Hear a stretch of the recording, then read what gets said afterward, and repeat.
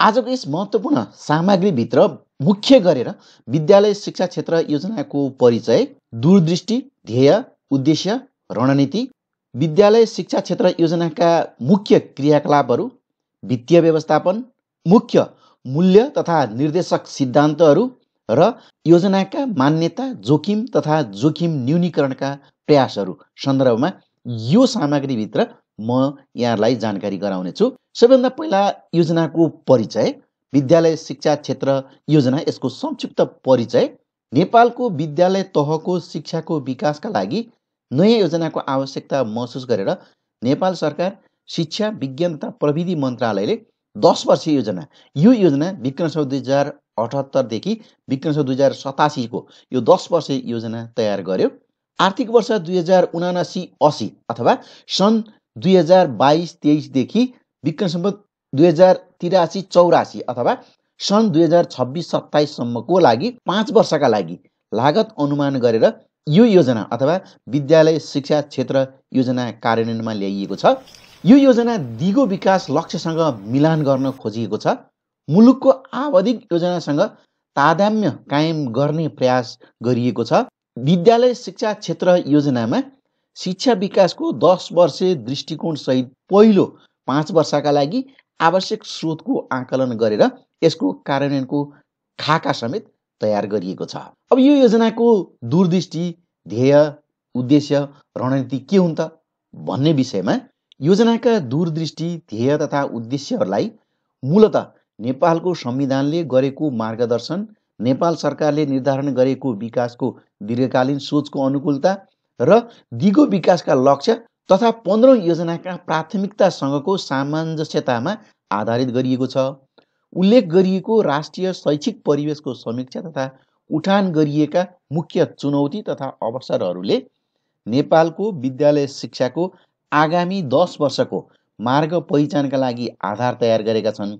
यही सन्दर्भमा आधारित रहेर यस योजनाको माध्यमबाट मुख्य गरी अनिवार्य तथा निशुल्क आधारभूत शिक्षा, निशुल्क माध्यमिक शिक्षा र सर्वसुलभ साक्षरता, निरन्तर शिक्षा तथा जीवन पर्यन्त सिकाइमा नेपालले विक्रम 2087 अथवा सन् 2030 सम्म हासिल गर्ने उद्देश्य, रणनीति र प्राप्त हुने उपलब्धिहरूलाई यस योजना अथवा विद्यालय शिक्षा क्षेत्र योजनामा समेटिएको छ। जस अनुसार यसको दीर्घकालीन सोच, योजनाको दीर्घकालीन सोचको रूपमा सक्षम, सृजनशील र मूल्य उन्मुख नागरिक तयार गरी नेपालको आर्थिक तथा सामाजिक रूपान्तरणका माध्यमबाट समृद्ध नेपाल, सुखी नेपालीको आकांक्षा पूरा गर्ने यस योजनाको दीर्घकालीन सोच अथवा भिजन रहेको छ भने योजनाको ध्येयको रूपमा अन्तर्राष्ट्रिय स्तरसँग तुलना योग्य गुणस्तर सहितको सान्दर्भिक शिक्षा प्राप्त गर्ने नागरिकको हक सुनिश्चित गर्न सक्षम, सुशासित, उत्तरदायी र प्रतिस्पर्धी सार्वजनिक विद्यालय शिक्षाको पद्धतिको विकास यो योजनाको ध्येय अथवा मिसनको रूपमा उल्लेख गरिएको छ। यसैगरी विद्यालय शिक्षा क्षेत्र योजनाका मुख्य उद्देश्यहरू 4वटा रहेका छन्, जसलाई हामी बुदागत रूपमा यसरी प्रस्तुत गर्न सकिन्छ। विद्यालय शिक्षामा सबै बालबालिका विशेषतः आर्थिक तथा सामाजिक कारणले सुविधाविहीन, सीमान्तकृत तथा अपाङ्गता भएका बालबालिकाहरूको समतामूलक पहुँच र सहभागिता सुनिश्चित गर्नु यो पहिलो उद्देश्य हो। दोस्रोमा प्रत्येक बालबालिकामा न्यूनतम सिकाइ उपलब्धि सुनिश्चित गर्दै समग्र विद्यालय शिक्षाको गुणस्तर तथा सान्दर्भिकता अभिवृद्धि गर्नु। तेस्रोमा सबै नागरिकलाई आधारभूत कार्यमूलक तथा जीवनोपयोगी सिपसहित साक्षर बनाउनु र निरन्तर शिक्षा तथा जीवन पर्यन्त सिकाइको अवसर विस्तार गर्नु यो तेस्रो उद्देश्यको रूपमा रहेको छ भने चौथो उद्देश्यको रूपमा विद्यालय तथा विद्यालय शिक्षाका सबै निकायमा सुशासन प्रवर्धन, अन्तर सरकार समन्वय तथा सहकार्य, सुदृढीकरण तथा क्षमता विकास गरी शैक्षिक सेवा प्रवाह प्रभावकारी बनाउनु यो चौथो उद्देश्यको रूपमा रहेको छ। यसरी विद्यालय शिक्षा क्षेत्र योजनाका उद्देश्यहरूलाई यो 4वटा बुदागत रूपमा हामी प्रस्तुत गर्न सक्छौँ। योजनाका मुख्य क्रियाकलापहरूमा पहुँच र सहभागिता, समता र समावेशिता, गुणस्तर र सान्दर्भिकता, शिक्षक विकास र व्यवस्थापन, पाठ्यक्रम तथा पाठ्यपुस्तक, विद्यार्थी मूल्याङ्कन, अनौपचारिक शिक्षा तथा आजीवन सिकाइ, आपतकालीन तथा सङ्कटापन्न अवस्थामा शिक्षा, सुशासन, व्यवस्थापन तथा समन्वय, वित्त व्यवस्थापन, अनुगमन तथा मूल्याङ्कन, स्थानीय तहसँगको समन्वय र सहकार्य र प्रदेशसँगको सहकार्य र समन्वय, यी कुराहरूलाई योजनाका अथवा विद्यालय शिक्षा क्षेत्र योजना 2078-2087 का मुख्य क्रियाकलापको रूपमा उल्लेख गरिएको छ। अब विद्यालय शिक्षा क्षेत्र योजनाको वित्तीय व्यवस्थापन कसरी भएको छ त भनेर एउटा महत्त्वपूर्ण विषयवस्तु यहाँ रहेको छ। यो योजनाको कुल बजेट 953.43 अरब रहेको छ, जस अन्तर्गत नेपाल सरकारको स्रोत अन्तर्गत 833.39 नेपाल सरकारको स्रोत, जसको प्रतिशत 87.41% रहेको छ।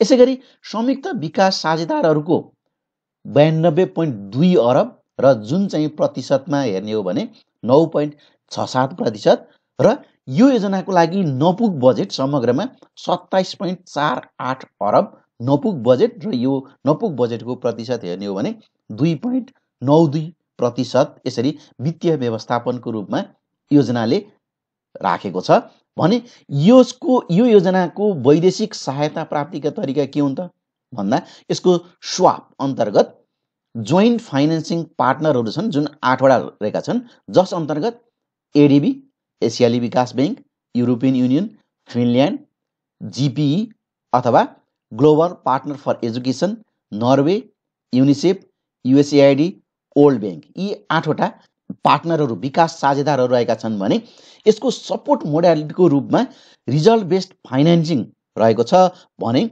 यसको अर्को सपोर्ट मोडालिटी चाहिँ प्रोग्राम बजेट फाइनेन्सिङ रहेको छ, जसलाई नतिजामा आधारित रहेर यसको लगानी प्रक्रिया भनिएको छ, जसलाई हामी छोटकरीमा डिएलआई भनेर भनिन्छ भने डिस्बर्समेन्ट लिङ्क्ड इन्डिकेटर, जसका आधारमा यसको टुल्स फर रिजल्ट, यसको नतिजाका लागि केही सूचकहरू निर्माण गरिएका छन्। त्यो सूचकका आधारमा वैदेशिक सहायता प्राप्तिको तरिका उल्लेख गरिएको छ भने यसको समग्र एरेन्जमेन्ट व्यवस्थापन चाहिँ जोइन्ट फाइनेन्सिङ एरेन्जमेन्ट हो र बायलाटरल एग्रिमेन्ट, जुन द्विपक्षीय समझदारीका आधारमा यसमा वैदेशिक सहायता प्राप्तिका तरिका मुख्य गरी यो योजनाको वित्तीय व्यवस्थापनका लागि योजनाले उल्लेख गरेको छ।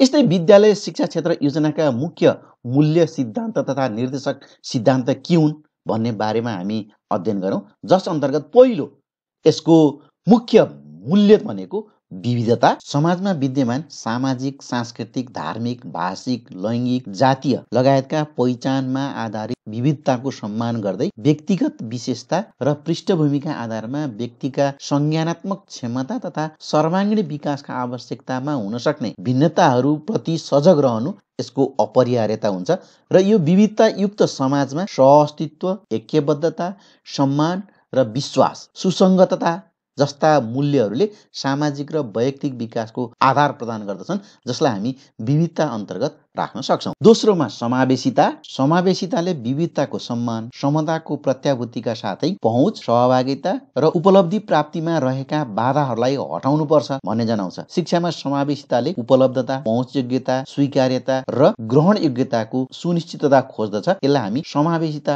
अन्तर्गत राख्न सक्छौँ। तेस्रोमा समता, व्यक्तिगत तथा सामाजिक आर्थिक अवस्थाका आधारमा हुने विभेदलाई निषेध गर्नु र व्यक्तिगत सामाजिक आर्थिक तथा लैङ्गिक अवस्थाका आधारमा सहभागी हुन र उपलब्धि प्राप्त गर्न कुनै बाधा नहुने कुराको सुनिश्चितता गर्नु समता हो। यसका लागि निष्पक्षता र समान अवसर मात्रै पर्याप्त हुँदैनन्, आवश्यकता अनुसार अवसरमा भिन्नता पनि आवश्यक हुन्छ अथवा सबैभन्दा कम सुविधा भएकालाई पहिलो प्राथमिकता दिने सिद्धान्तलाई पनि समताले आत्मसात गर्छ भने गुणात्मक शिक्षा र समताका बीचमा अन्योन्याश्रित सम्बन्ध रहन्छ।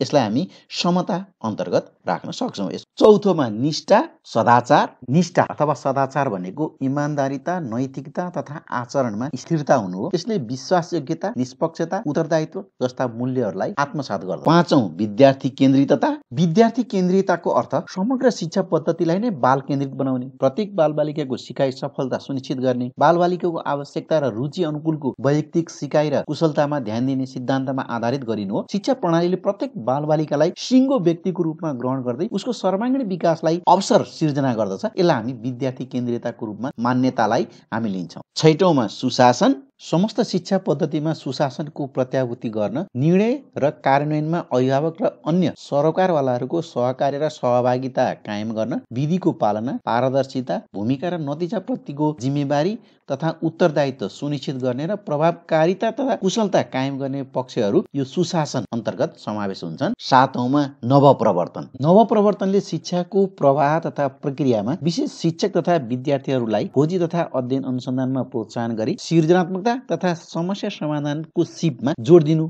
भन्ने जनाउँछ। यसले शैक्षिक उन्नयन र नवप्रवर्तनमा प्रविधिको प्रयोग गरेर समतामूलक र समावेशी पद्धति सहित गुणस्तर अभिवृद्धिमा जोड दिन्छ नवप्रवर्तन। यस्तै यो योजनाका मान्यता, जोखिम तथा यसको जोखिम न्यूनीकरणका लागि भएका क्रियाकलापहरू, प्रयासहरूमा निर्धारित रणनीति तथा क्रियाकलापहरूले विद्यालय शिक्षामा अपेक्षित उपलब्धि प्राप्त भई यसबाट देशको समग्र विकासमा प्रभाव पार्ने अपेक्षा गरिए पनि यो परिवर्तनको सिद्धान्त केही मान्यतामा आधारित छ।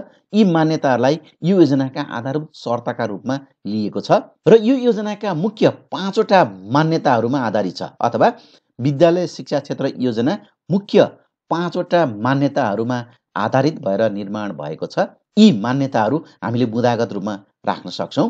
पहिलो, शिक्षा विकासका लागि राष्ट्रिय सहमति र राजनैतिक प्रतिबद्धता प्राप्त भई आवश्यक नीति तथा कानुन तयार हुने र कार्यान्वयनलाई सहजीकरण हुन यो पहिलो मान्यता हो।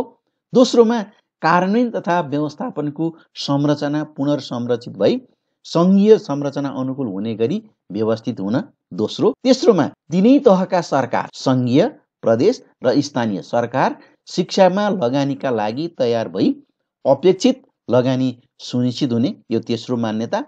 चौथोमा, सुविधा सम्पन्न स्थानमा स्रोत एकीकृत भई त्यसबाट हुन सक्ने भिन्नतालाई विचार गरेर लगानीलाई समतामा आधारित रही निश्चित मापदण्डका आधारमा स्रोतको वितरण र सदुपयोग गरिएको हुने, यो चौथो मान्यता। र पाँचौँमा, शिक्षकको सक्षमता र उत्प्रेरणामा सुधार भई सक्षम र उत्प्रेरित शिक्षकबाट शिक्षण हुन्छ भन्ने यो 5वटा मान्यतामा आधारित रहेको यो योजना रहेको छ। हस्, धन्यवाद।